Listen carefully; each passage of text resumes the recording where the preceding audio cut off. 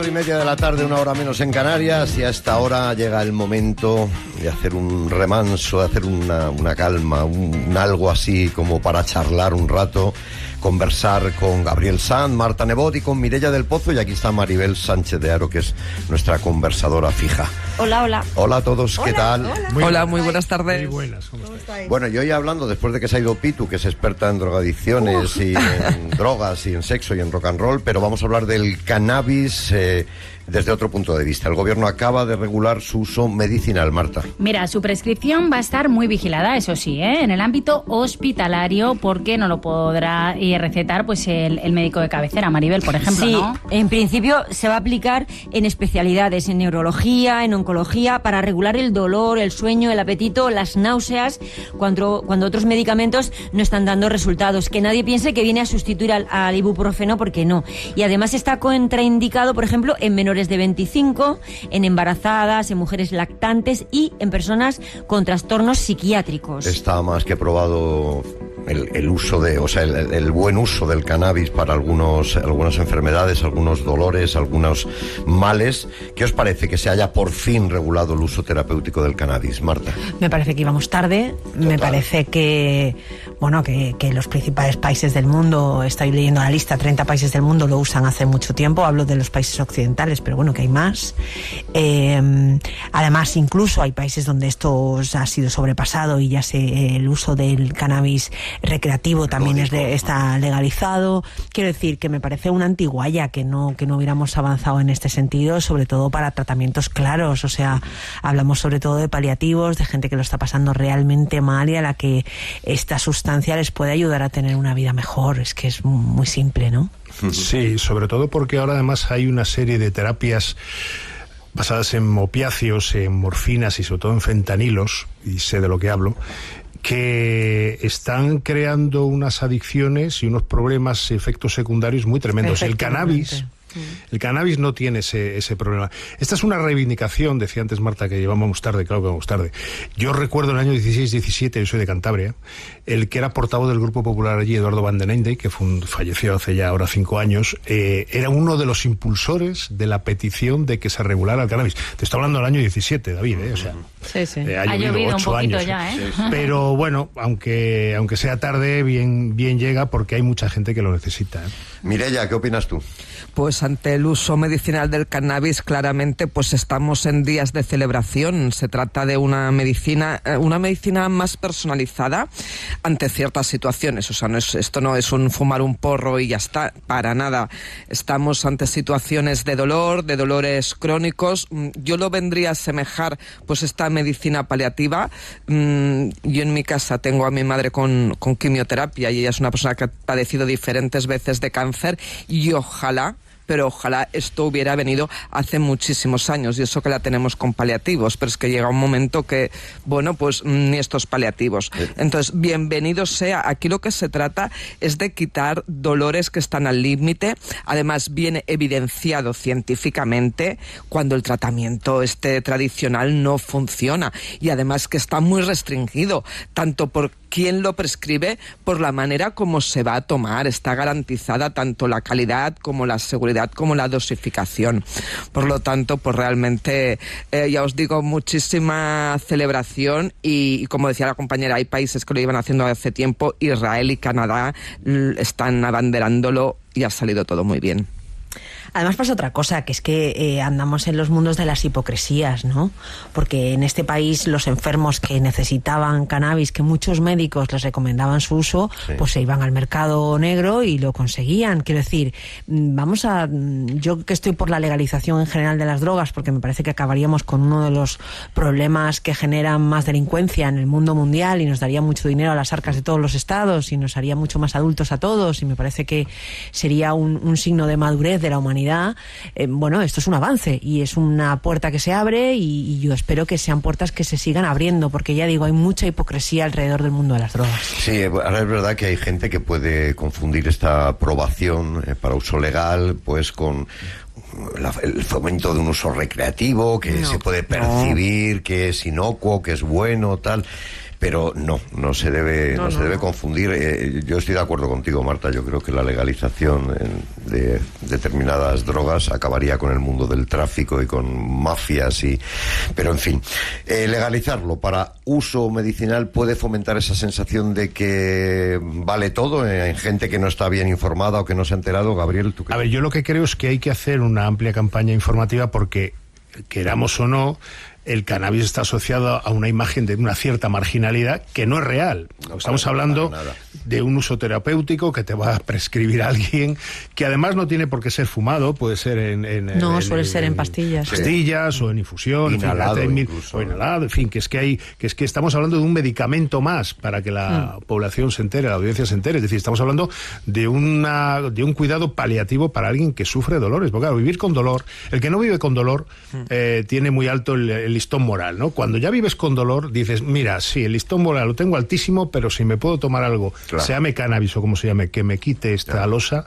pues me lo tomo. Pero ¿a qué se debe esta persecución al cannabis? Porque efectivamente ahora ya conocemos más del fentanilo, y es que el fentanilo se usa en al desconocimiento, Marta, al desconocimiento. Y el miedo a las drogas. Yo creo que hay un miedo que tiene sentido. Quiero decir, yo como madre, por ejemplo, todo lo que tenga que ver con drogas relacionadas con menores, pues me asusta, obviamente. Y cuando hablo de cannabis y hablo de menores, me asusto mucho, porque es verdad que hay determinadas ideas sobre las drogas blandas, erróneas, que llevan a no tener en cuenta que sí que generan determinadas adicciones, efectivamente más blandas que otras drogas, obviamente, pero que en determinadas edades les destruye la posibilidad de generar algo tan importante en la vida de cualquiera y de un menor más, que es la voluntad. O sea, realmente la fuerza que tienen drogas como el cannabis en el desarrollo cognitivo de los menores es brutal, ¿no? En la adolescencia es tremendo. Es tremendo. Entonces hay que decirlo, recordarlo, repetirlo, pero una cosa no quita la otra. Yo creo que es esta idea permanente del miedo a que la sociedad se haga adulta y a que cada uno se haga responsable de las cosas, y eso implica un conocimiento tanto de para qué sirven las cosas y para qué no, afortunadamente, y cuándo Marta, hay abuso y cuándo no. Y mientras no existe el miedo al alcohol, que es una droga absolutamente aceptada como uso social, ¿no? Afortunadamente vivimos en una sociedad, Mireia, ahora te dejo, mucho más informada de lo que estábamos hace 40 o 50 años. Exacto. Yo pertenezco a esa generación baby boomer que se encontró de pronto con el costo, o el hachís, vamos a llamar así, y que de ahí, digamos, nos entró la heroína. La cocaína es un tema ya de los 90. La heroína como si fuera una cosa supletoria. No, que va. Aquello era mortal de necesidad y te enganchaba en media hora. Aquello sí que fue ignorancia. Claro, es una generación a la que yo creo que eso no se va a dar ahora. Que era tener una absoluta ignorancia sobre el uso. Entre otras cosas porque los padres estamos infinitamente más informados de lo que estaban los nuestros. Bueno, vamos a ver que con nuestro compañero Toni Cano, que le tenemos siempre dando vueltas por ahí, hoy creo que está en Sant Pau, en Barcelona, preguntando sobre este asunto a la gente en la calle. ¿Qué te cuentan, Toni? Muy buenas, pues parece ser que en general la gente está bastante de acuerdo con esta legalización del cannabis medicinal, pero vamos a ver. Muy buenas tardes. ¿Qué opinas del cannabis medicinal? Bueno, pues yo, por desgracia, me ha tocado muy de cerca personas muy queridas que tuvieron que utilizarlo, y pues yo sin duda opino que está muy bien que se haya legalizado. Es que, bueno, es un poco... Porque en un momento que no era legal, para conseguirlo, ¿cómo se podía hacer? Bueno, pues era complicado y en el caso, por ejemplo, de mi mejor amigo que falleció por un cáncer, sus últimos días fueron mejores gracias a poder consumir el cannabis. Bueno, pues tuvo que ser con su hijo, el amigo de su hijo, preguntando no sé dónde, y todo además pues con esa sombra siempre fea de que parece que estás haciendo algo mal, ¿no? Entonces, pero bueno, no sé, el recuerdo es duro porque parece como que estás haciendo algo mal, ¿no? Y para poder conseguir encontrarlo parece que estás haciendo algo mal, ilegal, y al final es para ayudar a alguien a morir. Se comentaba en el estudio, para morir sin dolor, y se comentaba en el estudio que hoy es un día de celebración gracias a esa legalización. Sí, yo así lo siento. Así lo siento, y además también creo que va a poder también explicarse, porque esto yo creo que se tiene que explicar para que la gente lo entienda y sepa realmente que sí funciona y que bien utilizado puede ayudar muchísimo. O sea, que haya información, porque no la hay, creo que no la hay. Solo la tenemos los que, por desgracia, lo hemos vivido directamente y sabemos que sí funciona, y yo me alegro mucho, porque creo que mucha gente va a poder utilizarlo cuando realmente le haga falta y sin sentir que está haciendo nada ilegal. Muchas gracias, Toni. Pues, muy Toni, interesante Marta, el testimonio de esta oyente que estaba contigo. Vamos a hacer una mini pausa y cambiamos de asunto. Radio Nacional de España, la radio por delante. Este jueves y viernes, primer concierto de la temporada en el Teatro Monumental de Madrid. La mezzosoprano Ekaterina Antipova será la solista en el Salmo 130 du Fond de l'Abîme de Lili Boulanger. Además, se interpretará la Sinfonía número 5 en do sostenido menor de Gustav Mahler. Te esperamos este jueves y viernes a las 7:30 de la tarde en el Teatro Monumental de Madrid y el viernes también en directo en Radio Clásica. Radio Nacional de España.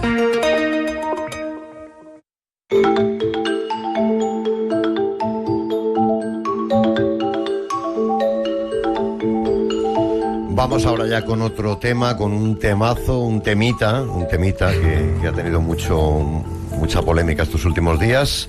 El registro de objetores del aborto. El gobierno ha dado 3 meses a Madrid, a Baleares, Aragón y Asturias para que creen este registro. Las 4 comunidades autónomas incumplen la norma obligatoria que se aprobó el año pasado para garantizar el acceso de las mujeres a su derecho fundamental, Maribel. Sí, y ayer ya mismo Baleares, Asturias, Aragón se han comprometido a crear este registro de objetores del aborto. Pero hay que decir que en Madrid Isabel Díaz Ayuso ha dicho que solo sirve para estigmatizar a los sanitarios, que tienen derecho a la objeción de conciencia. Y todo esto lo podemos ver también dentro de un debate un poquito más amplio que incluye esa propuesta que hay de blindar el derecho al aborto en la Constitución. En fin, estos registros son o no son listas negras. Hacen señalamiento, estigmatizan, como dice Ayuso, a los sanitarios que se niegan a practicar aborto, Gabriel. Yo creo que estigmatizar, no, vamos a ver, aquí hay que conciliar 2 derechos. El derecho de una mujer, consagrado en la legislación desde hace 40 años a interrumpir su embarazo, y luego el derecho de los ginecólogos, vamos a decir así, obstetras, a no, por razones deontológicas, a no practicarlo. Yo creo que esto se trata, ayer lo decía Mónica García, la ministra, de cumplir la ley y punto. Otra cosa es la opinión que merezca que el debate salga ahora a colación de una iniciativa del alcalde de Madrid, que todavía se debe estar arrepintiendo, y que a partir de esa suscita un gran debate sobre si, digamos, reflejar el derecho al aborto en la Constitución. Bueno, yo creo que eso es un brindis al sol, porque evidentemente el gobierno cuando lo propone sabe que no va a tener el concurso ni del PP y mucho menos de Vox, con lo cual, bueno, me imagino que es poner, en este caso, al adversario político, a los populares, ante la tesitura de que las mujeres, en un momento en el que el gobierno con las mujeres y todo lo que está ocurriendo en términos políticos y de corrupción, pues tiene lo que tiene, pues quiere poner al Partido Popular contra las cuerdas. Y el Partido Popular ha dicho, bueno, yo no voy a entrar por ahí, que a mí no me encuentras. Mireia, ¿qué opinas tú? Pues claramente, nuevamente estamos de celebración, es que son días muy buenos. El derecho de las mujeres, los derechos, cualquier derecho ha de estar blindado. Estamos delante de un momento de extremos, tanto aquí como a nivel mundial, por lo tanto, más allá de este protocolo, porque no olvidemos que este protocolo tiene 2 objetivos. La señora Ayuso se equivoca, si me lo permite, porque es que este protocolo lo que hace es garantizar, por una parte, el derecho de objeción del personal sanitario. Por lo tanto, los está protegiendo porque al mismo tiempo está garantizando la protección de datos para los objetores de conciencia, que no se va a poder pasar sus datos entre comunidades autónomas. Por lo tanto, esto que nos dice la señora Ayuso, eso ya con esto lo tenemos desmontado. Y luego el protocolo tiene el segundo objetivo, que es el de garantizar el acceso a la interrupción voluntaria del embarazo en toda España, porque hay muchas diferencias y esto se está haciendo precisamente para ver qué es lo que sucede, porque en teoría, ya desde el año 2010 en España es legal el aborto, en el año 2023 ya está más que garantizado y ya lo tenemos todo pues realmente muy bien escrito, tanto legal, reconocido y gratuito, pero es que luego la realidad es que cuando las mujeres van a los centros, dependiendo del centro público y dependiendo del profesional que les toca, entonces cuidado, porque antes Gabriel nos decía los ginecólogos y cualquier personal sanitario que esté dentro del proceso. Por supuesto, porque las claro, matronas, sí, enfermeras, claro, entonces es que una persona que sea anestesista también puede decir, oiga, mire, yo no quiero, y dentro del yo no quiero también se tiene que especificar si usted lo quiere de manera total o parcial, si se opone a participar en cualquier tipo de interrupción de embarazo o lo hace de forma parcial, cuando son más de las 12 semanas, cuando hay una malformación y de qué tipo. Entonces todo esto va dentro del protocolo. Esto realmente realmente es un blindaje a estos profesionales y luego de esta manera poder garantizar estos derechos de las mujeres. De todos modos, soy partidaria de ir un paso más adelante y ponerlo dentro de la Constitución, ya que estamos viviendo estos momentos tan extremos. Marta. A ver, hay que poner un poco en contexto por qué se exige ahora que este registro avance. Vamos a ver, en España 4 de cada 5 interrupciones voluntarias del embarazo se ejercen en hospitales privados. 4 de cada 5. Sí, sí. Y hay unas diferencias abismales, como decía Mireia, entre comunidades autónomas. Por ejemplo, en Cataluña, en Galicia, en La Rioja y en Navarra, más del 75% de esas interrupciones sí se hacen en hospitales públicos, mientras que, por ejemplo, en Castilla-La Mancha, en Andalucía, en Madrid y en Murcia no llega ni al 1% los abortos que se realizan en hospitales públicos. En muchas ocasiones esto es así porque no existe ese registro de objetores. Entonces los hospitales no saben qué pueden hacer y qué no pueden hacer y al final no hacen porque no saben con qué profesionales cuentan. Este registro está aprobado desde el 23, pero es que en el 24, en un Consejo Interterritorial, se aprobó por unanimidad, con el voto de todas las comunidades autónomas, cómo tenía que ser ese registro. O sea, quiero decir, todas las comunidades autónomas han aprobado que este registro se haga de esta determinada manera. Y ahora resulta que un año después seguimos sin tener el registro. Entonces, de verdad que esto es una rebelión, una vez más, contra un derecho que determinadas comunidades, determinados gobiernos no comparten, vamos a decir, y se dedican a hacer lo posible porque no lleguemos a tener todos los mismos derechos en toda España, con lo que se les llena la boca de la palabra España tantas veces, ¿no? Pero llevamos hablando del aborto una semana. Sí, no del aborto, del registro. Una semana a raíz del alcalde Almeida que dice que... Pero es que claro, el derecho al aborto es un derecho importantísimo. Es que estamos hablando de una manifestación de libertad, de autonomía, de igualdad y de dignidad de la mujer. Mira, y esto conlleva pues que se hable tanto. Eso sí, claro. Mira, yo en esto, fíjate, yo le voy a dar la razón a Gabriel, a que la política siempre es interesada. Claro, la política siempre es interesada. Y siempre se hacen movimientos cuando un partido cree que le convienen. Claro. Yo esto no lo voy a poner en duda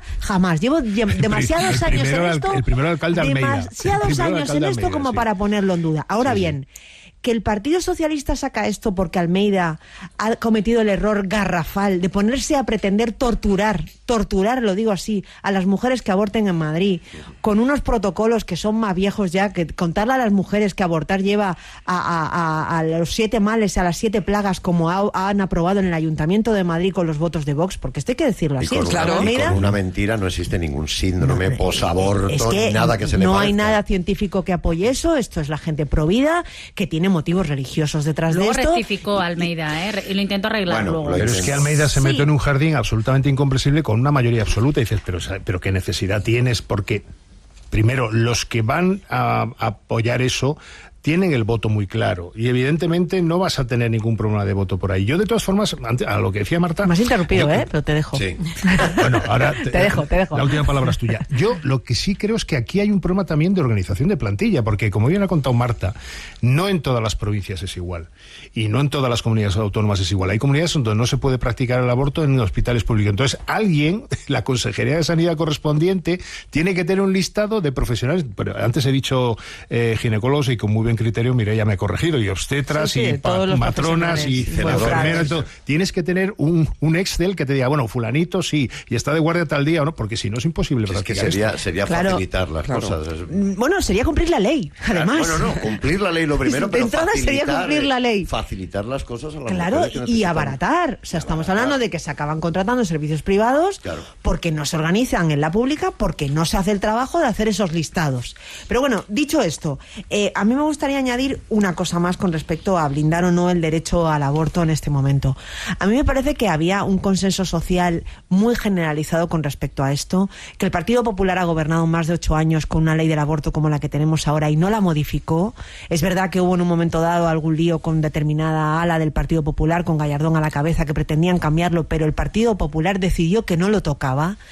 A mí me parece que con buen criterio. Tan es así que le costó el puesto Alberto Ruiz Gallardón. Bueno, dicen que le costó el puesto, se fue porque fue un órdago suyo. Bueno, esto es lo que me han contado a mí, Gabriel. Sí, le costó el puesto. Si tú dices, o haces mi reforma de la ley del aborto o me voy, pues igual eres tú el que ha decidido que te juegas la carrera por eso. Porque se había enfrentado a Soraya de Santa María y a Mariano Rajoy en concreto. Pero dicho esto, dentro del Partido Popular, quiero decir, este debate ya se hizo, parecía zanjado, me parece que tiene que ver con consensos sociales, me parece que tiene que ver con admitir que no abortan solo las mujeres de izquierdas, que es un pensamiento tan ridículo, que ya está superado en este país, y que reabrir este melón es un error, y efectivamente lleva a que por el otro lado se aproveche para hacer política también, oye, y se diga, si hay una derecha que pretende tocar este derecho, hay que blindarlo, y tiene todo el sentido del mundo, Gabriel, y habrá muchas mujeres, me incluyo, que estemos de acuerdo. Es un derecho que debería ser intocable, y si viene alguien a tocarlo, pues habrá que defenderlo más. Mira, hay un dato que me acaban de pasar, que 1 de cada 4 embarazos acaba en aborto, según el INE. Vamos a volver con Tony un instante, a ver qué te dicen en la calle de este asunto del que estamos hablando, Tony. Buenas, David. Pues vamos a ver qué opina la gente sobre un mayor control de estos listados donde aparecen los objetores de conciencia, para poder garantizar sobre todo el aborto en centros de salud públicos. A ver, yo pienso que todo el mundo tiene derecho a estar informado. Quizá el error es en la palabra, porque la palabra lista parece que asusta a la gente, ¿no? Debe ser algo, no sé, de infancia, ¿no? Que hacer una lista, esto todo el mundo, no quiero salir de la lista, pero es que la información es como una obligación para el pueblo, ¿no? Para la gente. Yo no lo veo mal, francamente. Creo que está muy bien que la gente lo sepa y ya está. De esa manera poder blindar un derecho que es el derecho al aborto. Correcto. Bueno, pues yo creo que es lo que opina mayoritariamente la gente, con lo que puede hablar, y hay gente pues que es un tema muy delicado y que a veces le cuesta opinar, pero mayoritariamente es lo que dicen, que sí, que lo que hay que es garantizar y blindar un derecho, que es el derecho al aborto en la sanidad pública española. Tony, recordamos a todo el mundo que el gobierno, David, ha dado 3 meses a estas 4 comunidades autónomas, Madrid, Baleares, Aragón y Asturias, para que creen ese registro de objetores del aborto, ¿no? Sí, hay que recordarlo. Gracias, Tony. Y como decía Marta, es sorprendente que andemos en estos debates. Sí. Yo, ¿qué quieres que te diga? O sea, me parece, esto debería estar más que superado. Deberíamos ser otro país del mundo que ya hubiera blindado el derecho al aborto en la Constitución, pero ahí seguimos, ¿no? Pero un matiz, David. Antes se decía el oyente, esto es bueno, o la oyente, es bueno que se conozca. No, vamos a ver, este registro yo creo que será de uso restringido de los directores del hospital. Claro. Exacto. No, es que es muy importante, porque claro, parece... A ver, lo que no se trata aquí... No se va a hacer público. No se trata de poner la picota a nadie. Es un tema organizativo a nivel de... Estamos hablando de un asunto organizativo hospitalario. Vale, punto. Sí. Es importante recalcarlo. Es que en el propio protocolo, no sé si habéis leído la ley, cómo funciona, pero yo en mi caso sí, y garantiza la protección de datos para los objetores de conciencia. Claro. Entonces, esto es a nivel interno, por una parte del propio hospital. Estamos hablando hospital público porque es que este es un derecho público. O sea, está garantizado que lo tengamos de manera gratuita, que ya lo veis, los datos nos lo demuestran que no. Por lo tanto, se está protegiendo precisamente al personal sanitario para que no se sepa a nivel público sus nombres, pero sí que internamente a nivel del hospital y luego dentro de todo lo que es la comunidad autónoma, para poder organizar de manera adecuada los turnos del personal sanitario que se dedica pues a hacer este tipo de intervenciones, pues siempre haya personal que sí que lo practique. Claro. Esta lista, hay que decir que es una de las tendencias, este tipo de registros es una tendencia mundial, y que hay un límite también a la objeción de conciencia que figura que es los casos de emergencia. O sea, si en un hospital tú eres objetor de conciencia, lo has dicho, pero entra alguien con una urgencia, y está en juego la vida de esa persona, es tu derecho a atender a esa persona, por encima de tu objeción de conciencia, ¿eh? Bueno, está ¿cómo se decía? El hipocrático, ¿no? O sea, por encima de cualquier cosa un médico tiene que salvar vida, por encima de absolutamente cualquier cosa, incluidas sus creencias, ¿no? Y a mí me parece que este fue la llegada del humanismo al mundo, ¿no? La ciencia por encima de cualquier otra cosa, la vida por encima de cualquier otra cosa, y es fundamental, a mí me parece fundamental en sociedades democráticas más. Bueno, vamos a hablar de esto, podemos hablar muy largo y tendido, y seguiremos hablando seguramente, pero vamos a hablar brevemente de un tema muy serio, muy serio, que es el estrés laboral de los maestros, maestras, profesores. 1 de cada 5 en secundaria se plantea dejar de dar clases, están agobiadísimos, no pueden más, con faltas de respeto, falta de atención, en fin. Bueno, profesores, maestros que sufren, Maribel, ese estrés laboral. Sí, 1 de cada 4 sufre un ambiente en clase ruidoso, desordenado. Tienen que parar para llamar la atención. El profesorado, en su mayor parte, está contento con su trabajo, con sus compañeros, pero no tanto en el aula, y eso produce desmotivación. También por la falta de docentes con especialidad técnica, y también porque hay alumnos con más necesidades educativas especiales que casi se han duplicado en 6 años. Mira, estaba buscando, no lo voy a encontrar ahora, un audio que precisamente escuché ayer por la noche, de una maestra, una señora que habla además con una tranquilidad y a la vez un dolor, hablando de que va a dejar su vocación, que no puede más, que no puede más. Qué pena. La educación empieza en casa. Exacto. Y creo que esta es la clave. Y hemos convertido, y creo que el problema de los profesores deriva del problema principal, que es que hemos convertido los colegios en aparcamientos de niños. El debate que tenemos de, no, hay que ampliar el horario continuo y tal, porque claro, yo no salgo hasta las 5 y vamos a ver, es que es tu hijo, o sea, es que esto no se trata de estresar no ya al profesor, sino es tu responsabilidad. No es como tú has dicho, no es un parking para niños. No es un parking de niños. Y entonces, claro, me imagino que los menores, que son los que menos filtro tienen, los que tienen menos aguante, etcétera, pues evidentemente estallan, y aquello es un desmadre si tú previamente no vienes de casa aprendido, pero aprendido en modales. Es un problema que se contagia antes. Por supuesto, lo peor está en el instituto. Hombre, claro. Está claro que hay unas edades de la adolescencia donde ya el respeto al maestro o la maestra no existen, pero también es verdad que cada vez más niños pequeños, como tú decías, llegan al colegio sin la mínima. No quiero acaparar, pero hay un problema añadido. Yo me acuerdo de hablar con el difunto Alfredo Pérez Rubalcaba, que fue ministro de Educación, es el autor de las principales leyes educativas de este país, y yo le afeaba y le decía, ¿cómo habéis metido a niños de 12 años el pasar de 12 al instituto? Yo lo he visto. Mis hijos han ido a la pública y estoy orgullosísimo. No están preparados. Tú no puedes juntar a un niño de 12, 13, que es un niño, con un tipo de 17, 18, claro, que está pendiente también de patrullas policiales por vice trepicheo. O sea, eso es letal para una mente de 12 años. Marta. Claro. Bueno, yo creo que se juntan muchas cosas, muchas. Efectivamente, yo creo que la educación empieza en casa. Yo creo que las vidas que llevamos con excesos de horarios laborales, de cargas, no ayudan en ese sentido. Me parece que cada vez criamos menos en casa porque no tenemos tiempo, porque no estamos en casa, básicamente. Y esto va en contra de la educación de nuestros hijos, por supuesto. Y esto es una mochila que le cae encima a los profesores. Esto es así, ¿no? Este es un tema del que me gustaría hablar con mucha más tranquilidad, sí. Y que lo vamos a traer a la mesa de debate, pero de verdad es que a mí me impresionó escuchar a esta maestra ayer. Además escribió una carta a sus alumnos que me hubiera gustado leer, pero no lo tengo ahora mismo. En fin, nos hemos quedado sin tiempo. Así son las cosas, se nos pasa volando en esta charla. Mireia del Pozo, Marta de Voz, Gabriel Sanz, muchísimas gracias. María Sánchez de Haro. Chao, y nada, después del boletín, ahora sí, a las 5 habrá un boletín informativo como siempre. siempre y seguimos en las tardes. Adiós. Adiós.